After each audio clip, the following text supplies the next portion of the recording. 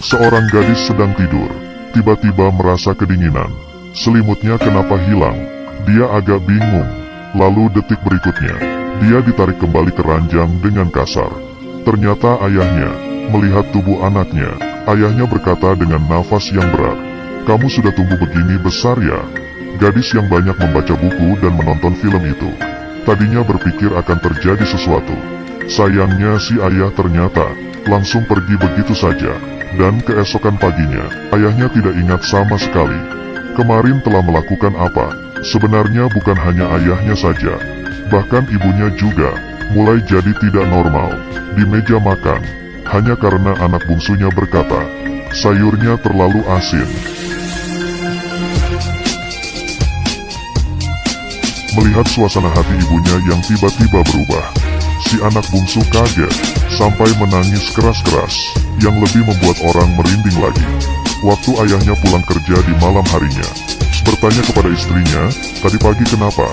Tidak disangka istrinya malah berkata, tadi pagi dia pergi bersama temannya. Dia tidak berada di rumah. Kelakuan-kelakuan aneh mereka ini harus diceritakan dari saat mereka pindah rumah beberapa waktu yang lalu.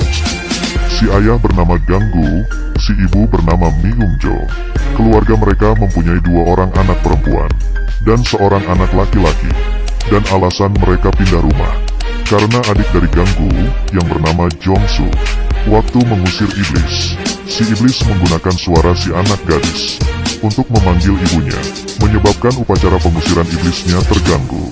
Dan akhirnya iblis memasuki tubuh si gadis, lalu loncat dari gedung. Ibu si gadis merasa bahwa semua ini karena kesalahan Jongsu dan mulai menyebarkan hal ini. Dalam sekejap, opini publik jatuh ke satu sisi. Jongsu merasa terpukul, memutuskan ke desa menanam sayuran. Keluarga Ganggu, kakaknya, juga terpengaruh oleh hal itu. Oleh karena itu memutuskan untuk pindah rumah. Meskipun sekeluarga merasa puas pada rumah ini, tetapi di malam pertama mereka pindah rumah, langsung diganggu oleh suara dari rumah sebelah, sampai tidak bisa tidur. Ganggu ingin pergi untuk membicarakannya, tapi Miungjo memintanya untuk tetap tenang. Tidak disangka keesokan harinya, ada mayat seekor kucing tergantung di sebelah jendela. Melihat itu, anak kedua kaget sampai pingsan. Waktu Ganggu pulang kerja dan pergi ke rumah sakit, hari sudah mau gelap. Setelah memastikan anaknya tidak apa-apa, mereka sekeluarga pulang ke rumah. Tahu-tahunya waktu baru sampai ke pintu masuk, langsung menyadari bukan hanya tempat parkir saja yang ditempati orang, bahkan bangku yang disukai oleh si anak bungsu juga dihancurkan.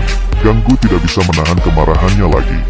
Setelah menyuruh istri dan anaknya pulang ke rumah, segera pergi ke rumah sebelah. Tetapi setelah dia membuka pintu gerbangnya, dengan mengejutkan, dia melihat tumpukan tulang dan lagi tembok di sebelah halaman. Ada banyak pahatan wajah manusia yang menyeramkan. Ganggu mengetuk pintu rumah dengan sangat berhati-hati dan menyadari bahwa pintunya tidak dikunci, lalu langsung masuk ke dalam rumah. Tetapi tidak disangka pemandangan di depannya langsung membuatnya tercengang. Rumah itu dipenuhi dengan bangkai hewan dan salib terbalik yang sangat aneh. Kelihatannya seperti tempat ritual. Ganggu merasakan hawa yang sangat tidak mengenakan. Baru mau berbalik badan untuk pergi, tiba-tiba dia melihat si pemilik rumah dengan muka kejam sedang berdiri di belakangnya.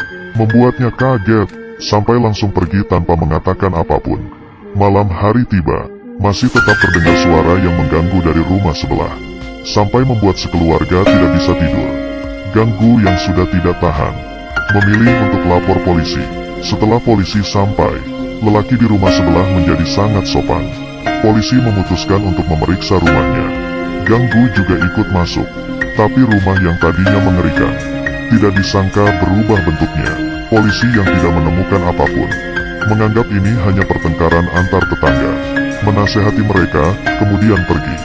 Tetapi tak disangka, mulai dari saat itu, Ganggu dan istrinya berubah menjadi aneh. Dan ini baru permulaan saja. Ganggu menjambak rambut anak sulungnya, lalu melemparnya dari lantai atas ke bawah. Kemudian mengambil palu, bersiap untuk membunuh anak keduanya.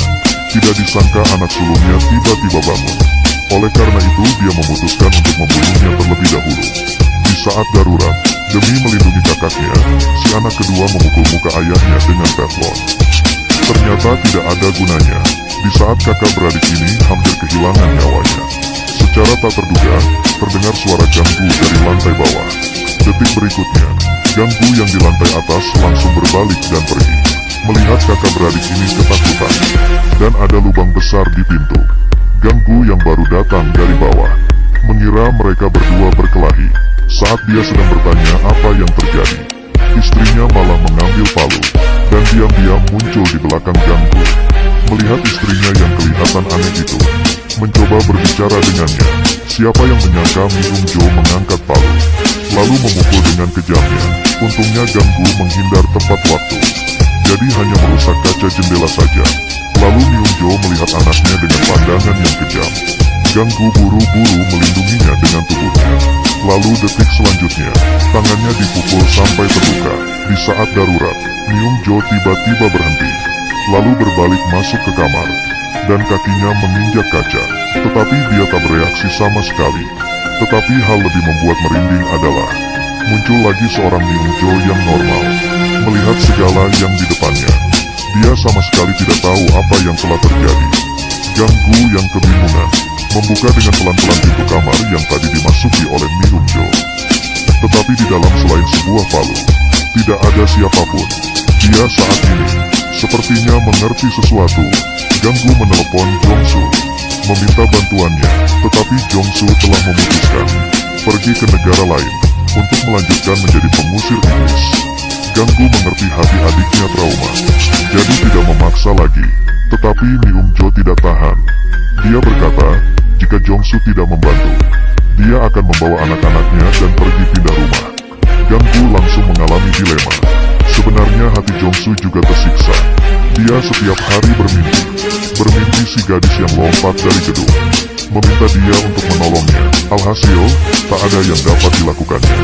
Saat Jongsu sedang membereskan kopernya untuk bersiap pergi, hatinya masih terus merasa tidak tenang. Setelah selesai bergumul, dia datang ke rumah kakaknya.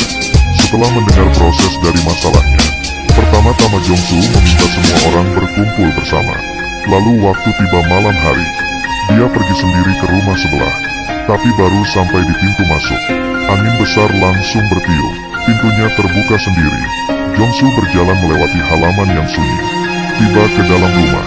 Tapi selain furnitur yang rusak dan beberapa salib terbalik, tidak ada apa-apa lagi.